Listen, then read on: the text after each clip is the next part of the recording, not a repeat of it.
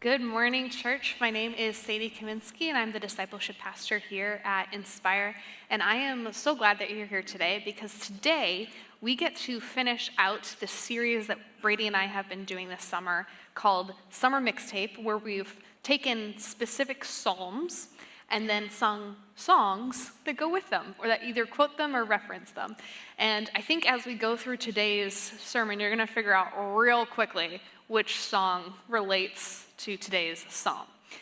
But when we dig into today, I want to put an image in your brain of where the psalm is coming from. And so to do that, I want to talk about the Lion King, because, what else? I would have shown you a clip, but Disney is Disney, and there was no way that would happen. The video would immediately come down. So you get me trying to talk to you about the Lion King and pretending to enact it. So I want you to pretend that you're Simba near the end of the Lion King, and you are in a space where all of the hyenas are surrounding you, and it looks like there is no way out, okay? You couldn't fight them all off if you tried. But then my girl Nala shows up, okay?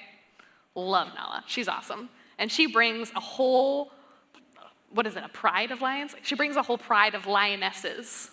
And they just surround the hyenas, and then they jump into the fight. And then, the hyenas don't win, right? Because otherwise there wouldn't be Lion King 2 and 3, right? And we needed that, right? But sometimes it feels like we're surrounded, like Simba felt in that moment. And this psalm, which is going to be a psalm that's familiar to many of you, is something that I think we'll be tempted to feel like we already know how it goes. But I want us to put ourselves in that position, the position of Simba, where we're surrounded by our enemies before Nala shows up, okay? Because that is how David wrote this psalm. So we're going to be in Psalm 23. And I'm going to be reading from the Amplified Version, which is a word-for-word literal translation. And so because it's a word-for-word, that means that sometimes the context can get a little hazy, for lack of a better way to put that. So because it's so focused on the words being translated exactly, the meaning gets lost. And so there's things in parentheses or brackets to try to help, but it's still not complete in its meaning. So we'll see that as we dig in. But verse 1 says this: "The Lord is my shepherd, to feed, to guide, and to shield me. I shall not want." Now, I love the imagery of the Lord being my shepherd because I like to say that I'm book smart, but I'm not necessarily always common sense smart. So sometimes I am that sheep, right? I don't know if you guys have seen the new movie Sheep Detectives, but sometimes I can be a little not smart, okay? So I need that shepherd to shield and guide and protect me. But I want to focus on the second part of that statement, which is I shall not want. Now that word that's translated as want is the word haser, which means to lack, be lacking, or to diminish or decrease. And so when we read this translation, it means that I shall not want, meaning I shall not lack or I shall not be lacking, but it also means I shall not diminish or decrease, which I think is really powerful because I think some of us, when we go to God, we feel a need to decrease or diminish ourselves. And there is a very big difference between being humble and dulling your sparkle. And what I want to encourage you today is that when we go before God, we don't need to diminish ourselves at all. If anything, God is trying to get us to be the fullest form of ourselves. He wants all of our sparkle. Now, this is going to come back later in the psalm, so hold on to that thought for a little bit. And then I promise this sermon is not going to be all about sparkles and glitter, but I had to say it because it was just right there. But David continues on in this psalm, and he says, "He lets me lie down in green pastures. He leads me beside the still and quiet waters." Now, the phrase that gets translated as "he lets me lie down" is a little hinky because it actually means that he causes me to lie down. And the imagery that's embedded in here is more like how a workman would lay a stone in a stone path. It's very specifically placed. And I was talking to Mike as I was preparing for this sermon, and Mike was like, I think a really good imagery for it is like a parent who's laying their infant down into the crib. It's the gently place where if you're terrified because if you move too quickly, that child is going to wake up. And ain't nobody want that, right? Like, you want to sleep, you want them to sleep. We need that moment. We need that rest. And so it's not God just lets you rest. It's God specifically places you into a place to rest, like a parent places their child down for a nap. Now, I debated saying this because it's a little off topic, but word-for-word translations can get weird. And so I want to talk about the still and quiet waters section for a bit, because if I were to word-for-word translate that a little differently, the still and quiet waters can be translated as water of the feet, which means urine. That's a little uncomfortable, right? And so I was texting with Brady and Matthew about this, and that phrase, he leads me beside still and quiet waters, could be translated as rest in the place you're in. Get it? It's funny. I appreciate the laughs. First service didn't respond to that joke quite as well. But, this is why we work on translation. It's an art and a science, because, they had the choice, and they could have said pee, or they could have said still and quiet waters. So we went with still and quiet waters, right? But David, who's writing this psalm, is looking at this and saying, this is my good shepherd, where I don't have to diminish myself, and I'm not lacking anything, and he lies me down in green pastures, and he sets me beside these still and quiet waters so that I can rest. And then he continues on and he says, he refreshes and restores my soul, my life. He leads me in the paths of righteousness for his name's sake. Now, what I love about this is Hebrew is not the same language as English, obviously, but with that comes different grammar. And so I'm not going to get too much into it, but I will say this. The grammar, like the verb tense that's used here, is something that we don't have in English, and it means that it's perpetual. It's never ending. So it's like God is saying he was refreshing, is refreshing, and will always be refreshing and restoring my soul. It's never ending. But I think some of us can get anxious or even angry because sometimes we go to God and we're like, hey, God, man, why isn't this done yet? Why am I not refreshed yet? Why am I not healed yet? Isn't there supposed to be like an end to this? And I think God can do that, and he does do that in some time, like in some people's stories and in some moments when it's for a purpose. But for most of us, life is a constant journey of being refreshed and restored on a continual basis. There's no end to it. And when we look at this phrase, it says, he refreshes and restores my soul. The word that gets translated as soul or life here is the word nephesh. And nephesh encompasses our soul, our self, our life, our creature, our person, our appetite, our mind, our living being, our desire, our emotion, and our passion. I think if we're honest with ourselves, all of us are kind of like a hamster on a wheel where one of those things is constantly flying off, right? Like maybe our appetite for life is going well, but our emotions are kind of dead. I think that's kind of what depression looks like, right? You're almost numb to the world. You need that emotion to be refreshed and restored. Or maybe if you're dealing with burnout, your sense of passion and interest in things has just waned. All of us have seasons where we struggle with this, and especially those of you who are struggling with grief. Your appetite for life in general is something that typically gets greatly diminished. Appetite for food, appetite for being around people that you love, all of that can go away when we're grieving. But David writes in this psalm that he refreshes and restores my soul in all of its aspects on a continual basis. He never stops. All the days of your life, he's going to continue to do this. And then David starts to get a little weird in this psalm, and it starts to take a turn. And it says this in verses 4 and 5. Even though I walk through the sunless valley of the shadow of death, I fear no evil, for you are with me. Your rod to protect and your staff to guide. They comfort and console me. You prepare a table before me in the presence of my enemies. You have anointed and refreshed my head with oil. My cup overflows.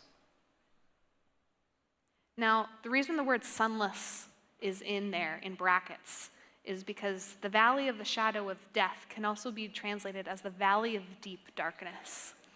And when I think about that, to me, that is the perfect word picture for those of us who have experienced depression. Because when you're in a depression, it feels like you're at the bottom of a valley and all the lights have gone out.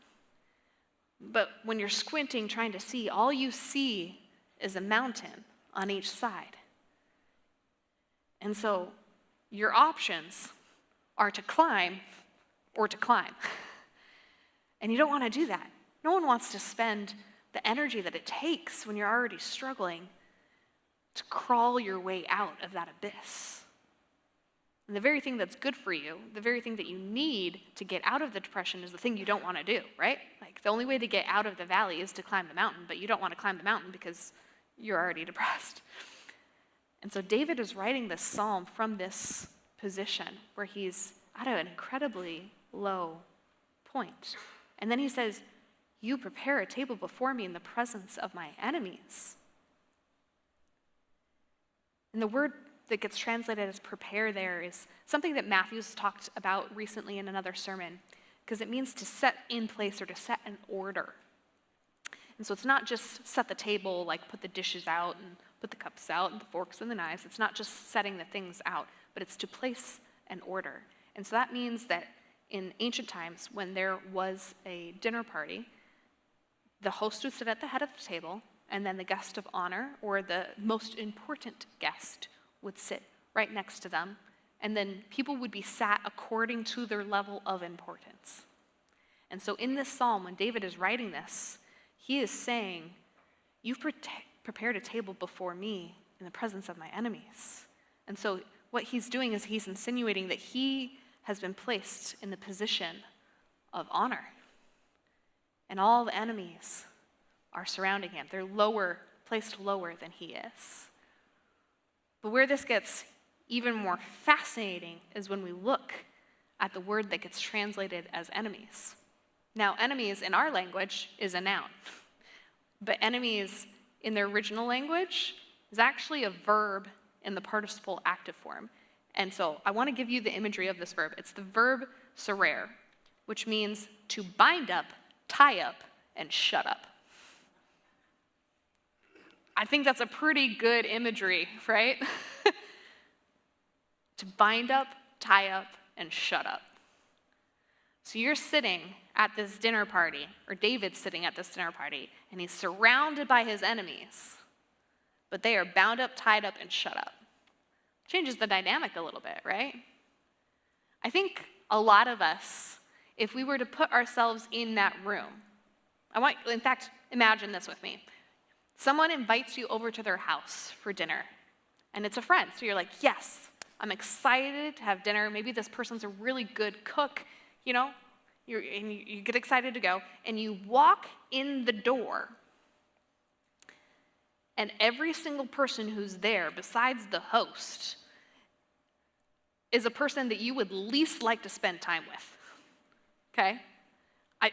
Think about all of the people who vex you, okay? All of the people who harass you. Think about the person who steals your lunch at work. Think about that high school bully. Think about that relative who can't find a single nice word to say about you. Think about all of the people in your life who have betrayed you or just hurt you for the sheer fun of it. You walk into that dinner party, and that's who's there. I don't know about you, but I would probably rock on my heels a little bit and be like, I need to find a reason to leave immediately. This is not my place, right? This is not where I want to be. Now, I'm an introvert, so I automatically don't even want to go to the dinner party to begin with.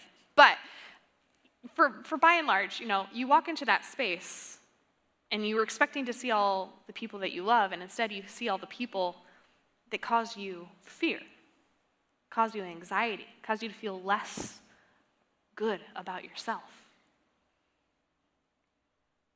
I think a lot of us would respond pretty negatively to that. We would be concerned, right? We would have fear, we would have worry. But I came across this quote on Pinterest this week, which it hit me at the perfect time because I was both preparing the sermon, but also me personally. It said this: "You worry too much for someone God has never failed." Oof. You worry too much for someone God has never failed. Because you might be at that dinner party, surrounded by your enemies, but they are bound up, tied up, and shut up. They can't do a thing. Now, I know that there's some people who interpret this passage as, well, God prepares the table before you in the presence of your enemies because God is a loving God and he still wants to provide opportunities for everyone to be there, right? He loves all his children. And I do think Scripture backs that up in some places. But in this moment, it's David writing the psalm, and his language about being bound up, tied up, and shut up is pretty clear to me that it's not the benevolent moment that we're looking at.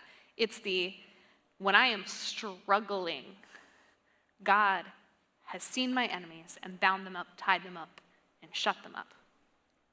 David is both calm and confident that God's care and protection is present for him, even while he's surrounded by his enemies. We use a phrase here at Inspire when we talk about salvation. We use the phrase, put your faith, hope, and trust in Jesus. Now, if you grew up in the church, that phrase probably makes a lot of sense to you, but if you didn't, then that phrase can be a little ambiguous. Like, what does that mean? What does it realistically mean to put your faith, hope, and trust in Jesus? I think what it means is you can sit at that dinner table, surrounded by your enemies, and be completely unbothered.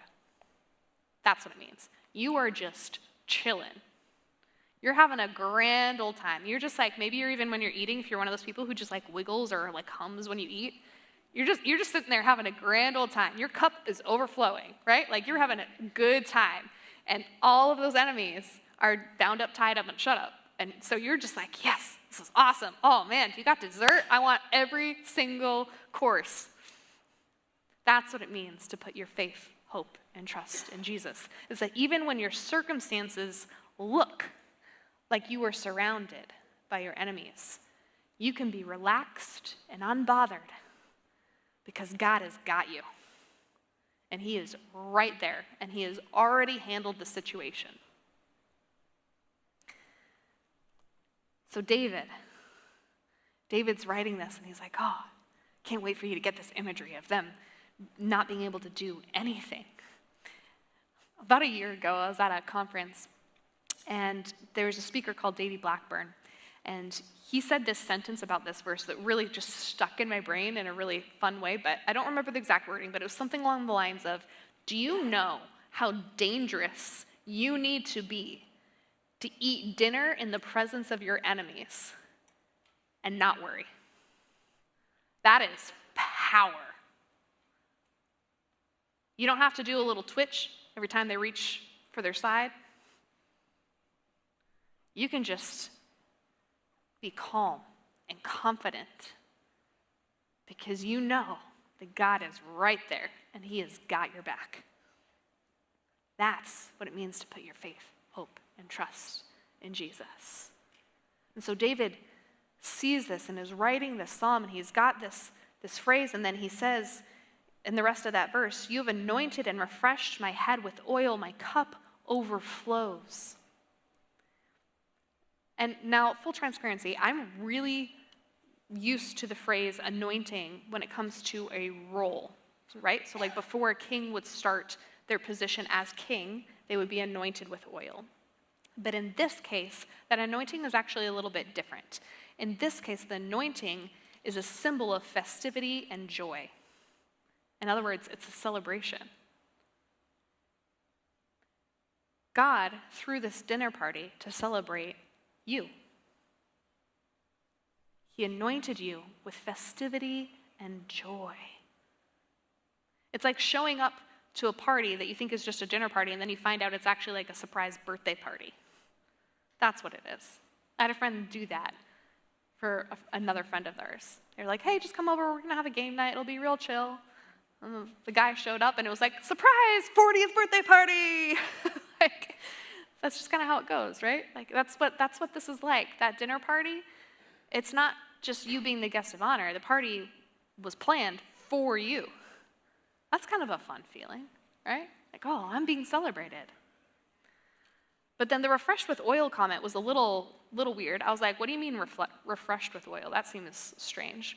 Well, this is where the glitter comes back, okay? The dull your sparkle moment. In ancient times, they would give oil to guests so they could rub their face with oil, both to treat dry and cracked skin, but also to make them glow, right? Like to make them look really healthy and moisturized, right? So when I said don't let anyone dull your sparkle earlier, here we are at a dinner party where you're given oil to rub on your face so that you look luminous, right? You look a little glowy. Because God wants you, as the guest of honor, to be the one who shines. That's what's happening at this dinner party. And so David, as he's writing this, he responds to this action of God as the guest, as the host who's treating him as the guest of honor. He follows it up with this.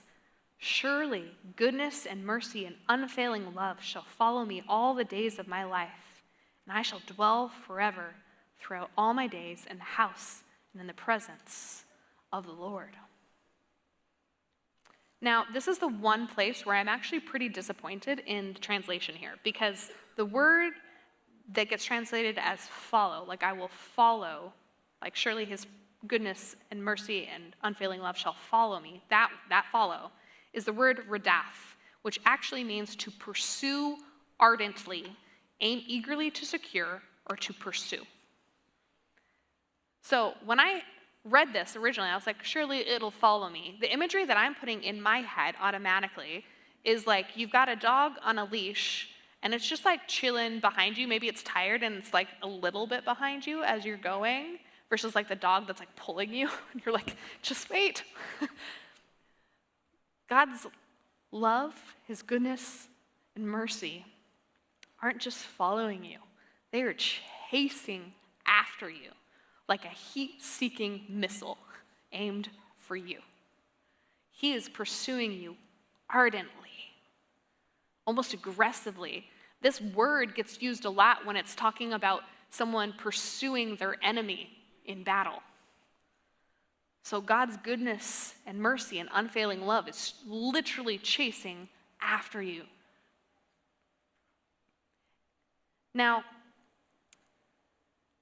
I think it's kind of funny because some of us, when we see this like heat-seeking missile of goodness and mercy and love, we're out here, we see it coming and we're like, what? We're trying to dodge it because we feel like we don't deserve it. We're like, oh, no, sure you don't mean that, so I'm just going to duck. Or we turn away from it. We turn away from God's goodness and mercy and unfailing love because we feel like we need to earn it. When I was in elementary school, I was a bit of a flirt, lesson learned, but I had a point in, I think it was like 4th grade, where there were 2 guys that really, really wanted to, quote, date me, right? Because it's 4th grade, what are you gonna do? Like, hang out, hold hands. But I liked flirting, but I didn't want to actually date anyone, and so it got to the point where these 2 guys really just, they wanted an answer. They're like, please date us. Please date me, choose me. And I was like, no. And so it got to the point where the whole class literally started to chase me. Now, I was fast. I was a runner. I was a runner. I was a track star. I was running away from these people. And it got to a moment where I was literally running around a corner of the playground, and those little pebbles that they have at playgrounds had spilled over the edge, and I had a major wipeout. And I got to the doctor, and there was a chunk about this big missing from my knee, about a half-inch deep. It was a pretty nasty wound. They couldn't even try to put the skin back because it was just gone. It was gross. I'm sorry. You didn't need that this morning. But I think some of us are out here running away from God's love like I was in 4th grade, right? We feel like we just don't want it, or we feel like we don't deserve it.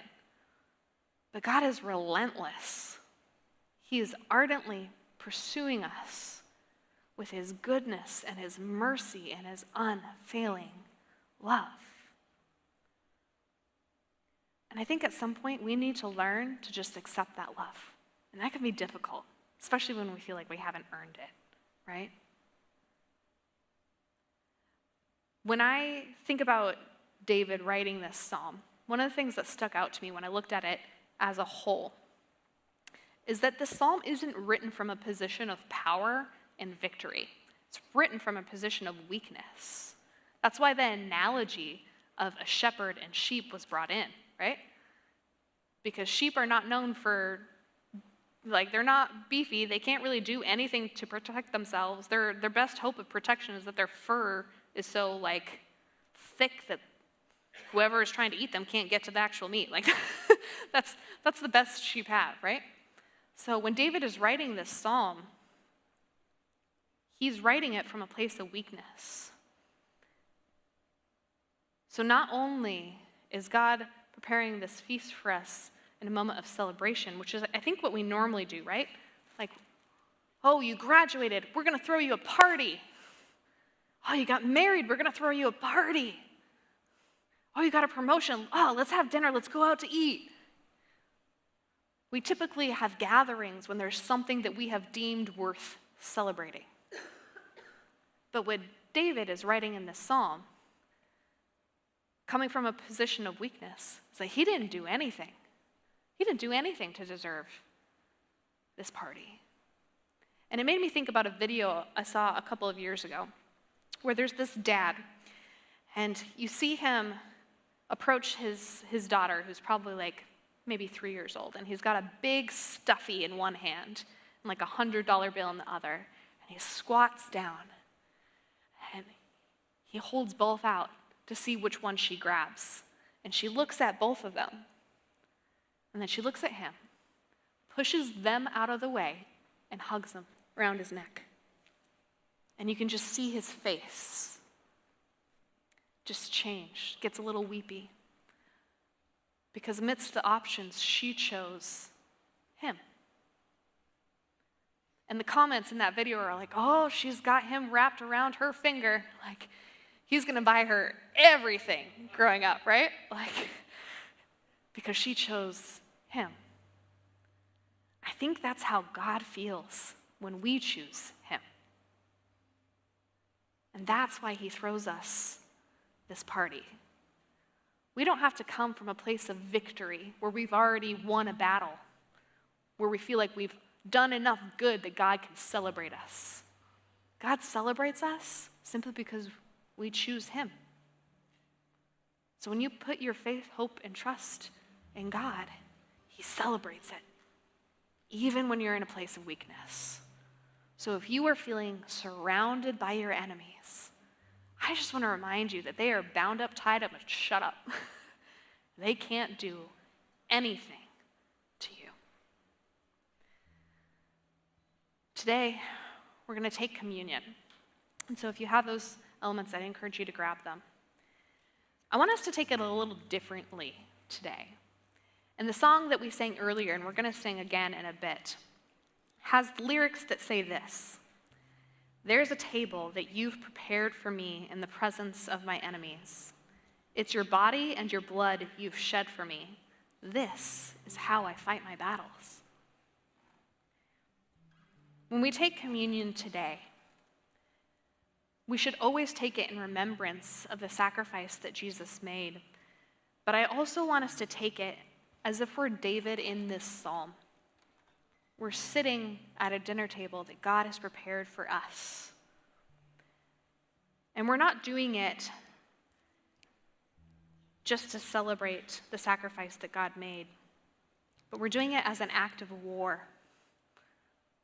We are fighting a spiritual battle, and taking communion is a reminder to the enemy that Jesus has already won. Jesus is king over heaven and earth and life and death. So I want you to take out the wafer.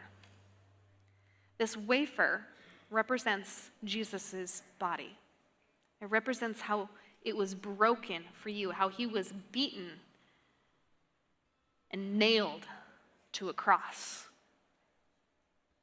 Let's take this in remembrance of how Jesus' body was broken for you.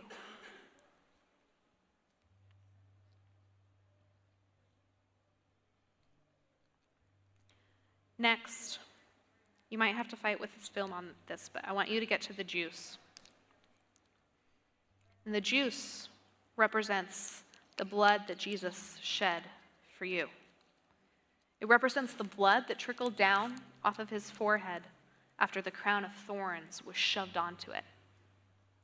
It represents the blood that gushed from his hands and his feet when he was hung on the cross.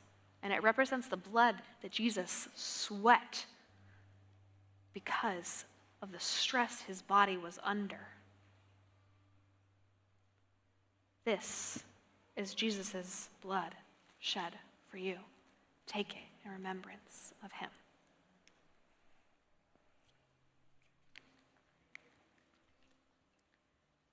Jesus choosing to die for us was an act of a good shepherd, sure. But it was also an act of war against the enemy. And I think a lot of us are either in moments or have been in moments where we feel like we're surrounded, and we need to be reminded that all we need to do is just worship God, because he has already bound up, tied up, and shut up our enemy. So all we need to do to fight the battle is to worship God. So the band is here, and we're going to sing that song one more time. I'd encourage you to stand and worship the Jesus that we know and love, who has earned our praise.